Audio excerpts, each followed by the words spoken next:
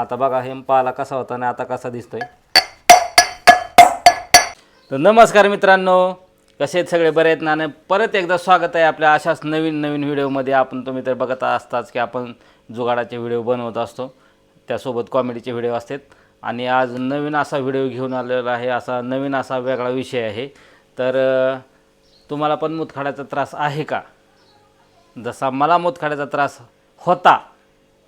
होता मी म्हणतोय कारण का तर तो भूतकाळ झाला म्हणायचं थोडक्यात।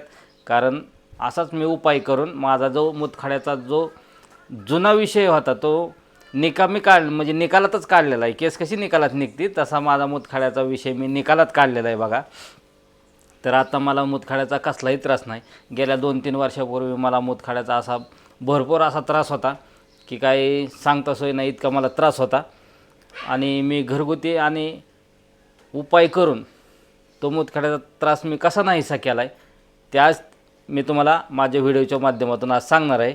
तर स्वागत आहे आपलं सुवर्ण निवास व्लॉग आपल्या यूट्यूब चॅनलमध्ये।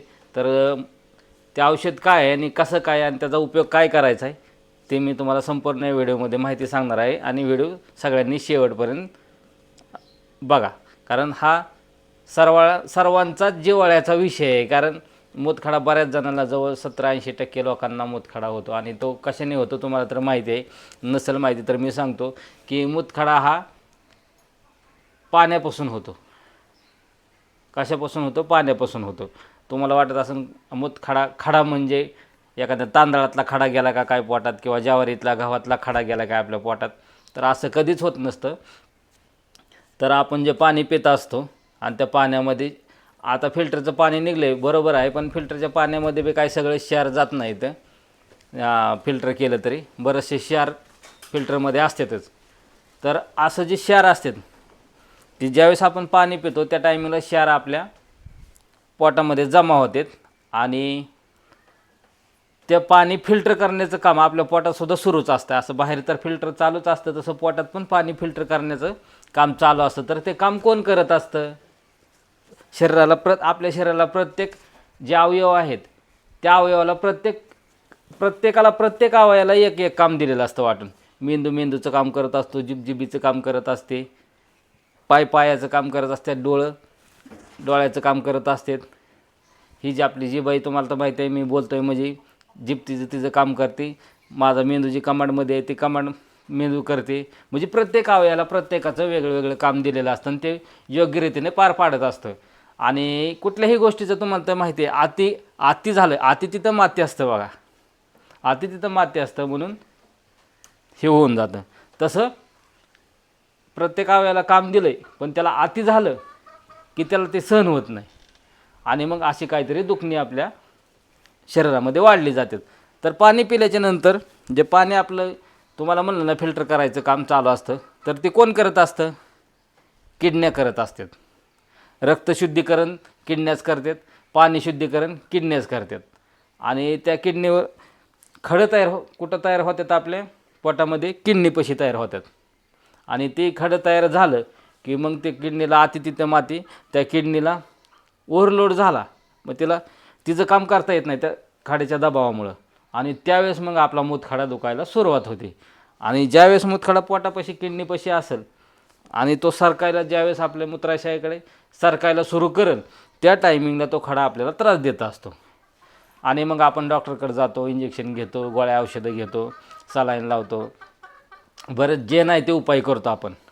आणि भरपूर असे ह्याच्यामध्ये आपला वेळ पण वाया जातो आणि खर्च पण बोलायचं काम नाही, खर्च पण भरपूर असा होऊन जातो। आणि त्रास तर आपल्याला भरपूरच असतो की ज्याला मुतखडा झालेला असतो तो माणूस असा गडबड लोळत असतो इकडून तिकडून। त्याला संडासला आली का त्याला उलटी आली का लगवीला त्रास होतोय हेच समजत नाही, इतकी त्याची बेकार अवस्था होऊन जाते मुतखड्यावाल्या माणसाची। तर त्याच्यावरती जालीम उपाय आपल्याकडे आहे। तर चला तुम्हाला दाखवतो, कारण मी जसं त्या जालीम औषधाचा उपाय करून बघितला आहे तसंच तुम्ही पण करा आणि मुतखड्यातून निर्दोष मुक्तता व्हा तुमची पण, माझी जशी झाली तशी। तर कसं असतं, औषधं साधी सोपीच असतात, पण आपल्याला माहीत नसतात की ह्याच्यावरती काय औषध आहे, कशावर काय औषध आहे। तर ऋग्वेद आपले 4 वेद आहेत। किती वेद आहेत आपल्याकडं? 4 वेद आहेत। ऋग्वेद, आयुर्वेद, आथुर्वेद आणि यजुर्वेद.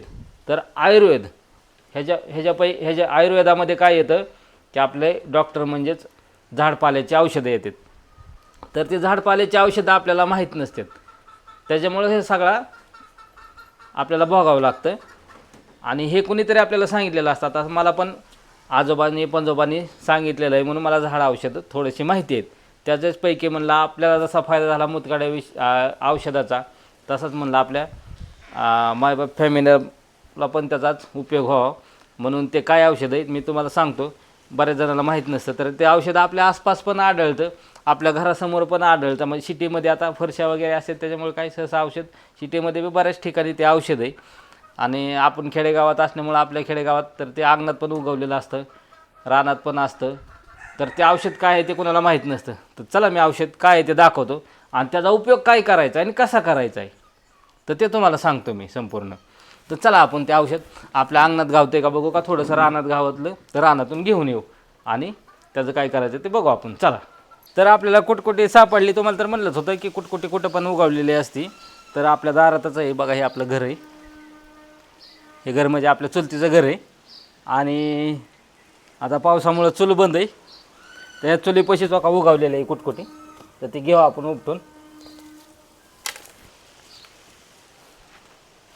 तर का ही बघा, बघू शकता तुम्ही, ही अशा पद्धतीने कुटकुटीत म्हणजेच ह्याला काय काही ठिकाणी दगडी पाला पण म्हणलं जातं बघा. कुटकुटी आणि दगडी पाला त्याचं भरपूर. आणि ओळखायचं लक्षण काय याचं बघा तुम्हाला सांगतो. ह्याला असं पांढरं फुल येतं आणि वरती पांढऱ्या फुलालाच वरती जो थोडं लहान लहान थोडे असे फुलं पिवळे आहेत बघा. तर ही वनस्पती ह्याच्यानं ओळखायची की हे फुल बघायचं आणि त्याच्यानंतर लक्षात येतं. आणि ह्याला थोडंसं काट्यासारखं असतं, ह्याला कुस असते बघा थोडीशी, बघू शकता तुम्ही ह्याच्यावरून. आणि ही वेला टाईप असतं. ही वेल कसा असतो आपला तसं वेला टाईप ही कुटकुटीचा पाला म्हणजे दगडी पाला असतो. तर चला आता ह्याचा उपयोग काय करायचा आणि कसा करायचा ते तुम्हाला दाखवतो. तर सर्वप्रथम तर आपल्याला काय करायचं आहे, हा जो पाला आहे ना, हा सगळा आपल्याला घ्यायचा आहे तोडून. फक्त पाला घ्यायचा आहे बघा. बाकीच्या त्याच्या फांद्या आहेत यालाच्या त्या आपल्याला काढून द्यायच्या टाकून.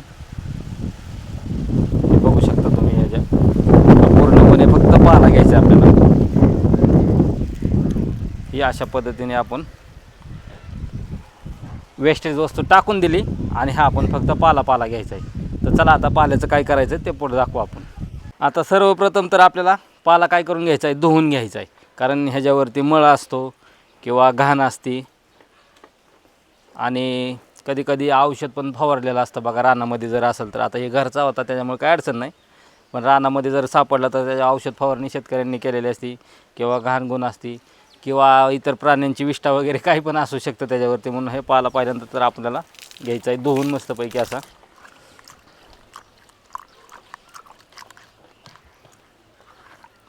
तर ही बघा आपण घेतला पाला, आता हे धुवून.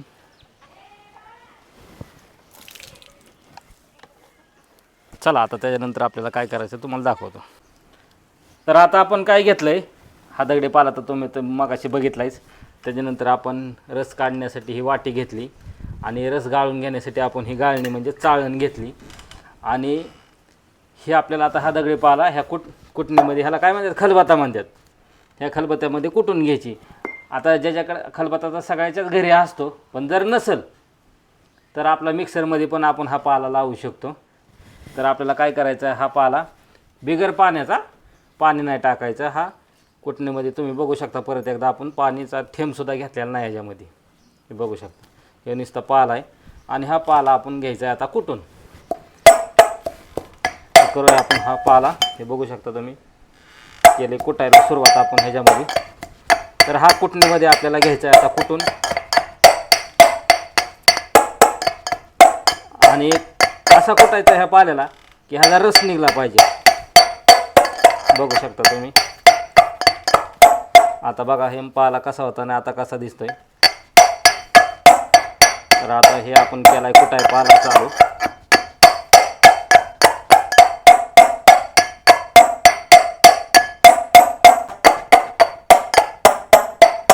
तर हा बऱ्यापैकी आपला आता बारीक झालाय पाला, हे बघू शकता तुम्ही.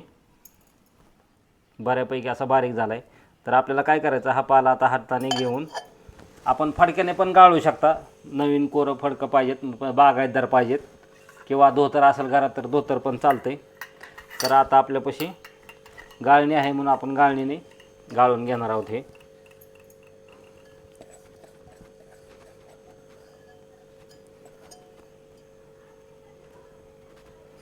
तर तुम्ही बघू शकता हे गाळणीमध्ये घेतलं आहे आणि आता हे गाळणीमध्ये असं अंगठ्याने आपण दाबून ह्याचा रस काढायचा आहे बघा. तर बघू शकता तुम्ही हा रस कसा निघतो ह्याच्यामधून. अंगठ्याने दाबलं की ह्याच्यामधून रस निघतो आहे बघा. या अशा पद्धतीने आपल्याला चाळणीतून रस गाळून घ्यायचा आहे मस्तपैकी.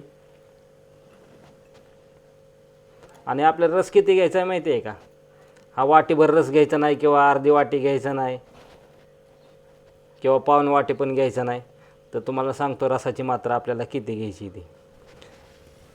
तर तुम्ही बघू शकता की अशा पद्धतीने एवढा रस निघला आहे आपल्याला. आणि तो आपण काय करायचा आहे, एका चमच्यामध्ये घ्यायचा आहे. तर हा बाद झाला आपल्याला एवढाच रस. तुम्ही म्हणता ना एवढ्याने काय होतं आहे, तर एवढाच रस आपल्याला बास होतो.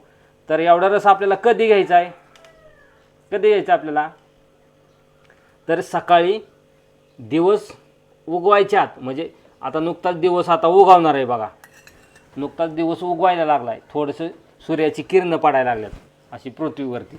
त्या टायमिंगला आमुषापोटी झोपेतनं उठल्या उठल्या काही खायचं नाही, काही प्यायचं नाही, काही चहा प्यायचा नाही, काहीसुद्धा नाही, तोंडसुद्धा धुवायचं नाही. त्या टायमिंगला हा रस काढायचा. आणि फक्त आपल्याला रस किती घ्यायचा आहे, सकाळी सकाळी आमुषापोटी हा फक्त एवढा चमचा रस घ्यायचा. आपल्याला वाटी भरून घ्यायचा नाही, किंवा अर्धी वाटी घ्यायचा नाही, किंवा पाऊण वाटीसुद्धा घ्यायचा नाही. फक्त हा चमचा भरून रस घ्यायचा आहे. तुम्ही चमच्याच्या वर रस घ्याचाल तर तुम्हाला तर मागाशीच सांगितलं आहे, आती तिथं माती असते. तुमचा हात पाय किंवा तोंड सुजण्याची शक्यता असते. मरत नाही माणूस त्याने, फक्त हात किंवा पाय सुजण्याची शक्यता राहते. म्हणून फक्त चमच्याभर आपल्याला रस घ्यायचा आहे. चमच्याची साईज थोडीशी मोठी असेल किंवा छोटी असेल, छोटा चमचा घेतला तरी चालतो. ह्या साईजचा घ्या फक्त, आपला टेबल स्पून ह्या साईजचा. आणि सकाळी सकाळी आमुषापोटी एकदा घ्यायचा. आणि त्याच्यानंतर संध्याकाळी पण ज्यावेळेस दिवस मावळतीला गेला की आता थोडासा अंधार पडायला लागला आहे, त्या टायमिंगला असाच हा एक चमचाभर रस दिवस मावळतीच्या टायमिंगला एकदा घ्यायचा. त्या टायमिंगला आपण खाल्लं पिलेलं असतं, पण त्याच्यानंतर औषध खाल्ल्याच्या नंतर कमीत कमी अर्धा ते 1 तास पाणी प्यायचं नाही, चहा घ्यायचा नाही, जेवण करायचं नाही. हा रस घेतल्याच्या नंतर अर्धा 1 तासभर सकाळी आणि संध्याकाळी. आणि त्याच्या अगोदर पण काही खायचं नाही, प्यायचं नाही. म्हणजे ही पथ्य पाळायची फक्त. आणि तो रस किती दिवस घ्यायचा, कंप्लीट 7 दिवस घ्यायचा. 3 दिवस झाले की तुमचा खडा केवढा पण मोठा असू द्या, 22 mm खडा असू द्या, तरी 22 mm खडा तुमचा पडणार, हे मी गॅरंटी देऊन सांगतो. कारण ह्या रसामध्ये तेवढे झाडपाल्यामध्ये तेवढी ताकदच असते. त्याच्यामुळं फक्त व्यवस्थित पथ्य करून तुम्ही हा रस घ्या सकाळी आणि संध्याकाळी आमुषापोटी. आणि त्याच्यानंतर 1 तासभर अगोदर पण काही खाऊ नका, आणि त्याच्यानंतर पण अर्धा 1 तास काही खाऊ नका. आणि हा रस फक्त 7 दिवस घ्यायचा आहे बघा. आपल्याला किती दिवस घ्यायचा आहे, 7 दिवस. आणि 7 दिवसाच्या तिसऱ्या दिवशी रिझल्ट येतो आहे आपल्याला, पण 7 दिवस घ्या. मग तुम्ही मला रिझल्ट सांगा, कमेंट करून सांगा की दादा तुमचा हा रस मी घेतला, दगडी पाल्याचा किंवा ह्याचा कुटकुटीचा पाल्याचा रस, आणि मला मूतखड्याला आराम पडला.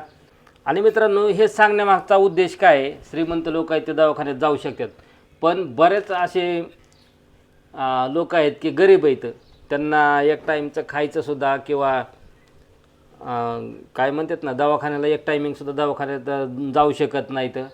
अशा लोकांसाठी मी औषध सांगतो आहे. कारण काय होतं, सगळ्या गोष्टीचं सोंग करता येतं बघा, सगळ्या गोष्टीचं. पण पैशाचं सोंग कधीच कोणाला करता आलं नाही. आत्तापर्यंत कोणी मायचाला या पृथ्वीवर जन्मला नाही की त्यांनी पैशाचं सोंग केलं आहे. त्याच्यामुळं हा औषधाचा उपयोग आपल्या जेवढे गरीब असतील आणि श्रीमंतांनी केलं तरी चालतं. कारण का माहिती आहे का, हा दगडी पाला म्हणजेच आपलं झाडपाल्याचं औषध आहे. आणि आपल्या वेदात पुराणात पहिल्यापासून प्राचीन कालापासून जडीबुटीचा म्हणजे लय महत्त्व आहे सगळ्या गोष्टीला. त्याच्यामुळं हे औषध सगळ्यांनी घेऊ शकता तुम्ही. आणि काय होतं, आपण दवाखान्यात गेलो की आपल्याला त्या खाड्याच्या साईजनुसार डॉक्टर बी लगेच पैसे घ्यायला बघतात. मग त्या टायमिंगला आपल्याला लक्षात येतं की बाबा आता ह्याला लई खर्च लागणार आहे. त्या टायमिंगला माणूस खर्च बघून काढता पाय घेण्याचा प्रयत्न करतं माणूस. आणि मग त्यात काही काही व्यक्ती तर तसंच त्रास सहन करतात, पण तसं काही करू नका. हे आपलं औषध चांगलं गुणकारी आहे आणि प्रभावी पण तेवढंच आहे बघा. त्याच्यामुळं ह्या औषधाचा जास्तीत जास्त लोकांनी लाभ घ्या.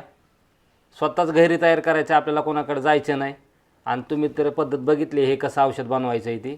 आणि नक्कीच आमचं जर औषध हे तुम्हाला मुतखड्यावरचं प्रभावी जर वाटलं तर आपल्या सुवर्णनिवास व्हिलॉग या आपल्या यूट्यूब चॅनलला लाईक करा, कमेंट करा, सबस्क्राईब करायला विसरू नका आणि बेल आयकॉन दाबायला विसरू नका. कारण असेच आम्ही जुगाडाचे व्हिडिओ आणि हे जे औषधाचे व्हिडिओ आहेत ते तुमच्यापर्यंत पोहोचवण्याचा प्रयत्न करू. तर चला बाय, भेटूया अशाच नवीन पुढच्या व्हिडिओमध्ये. Bye bye.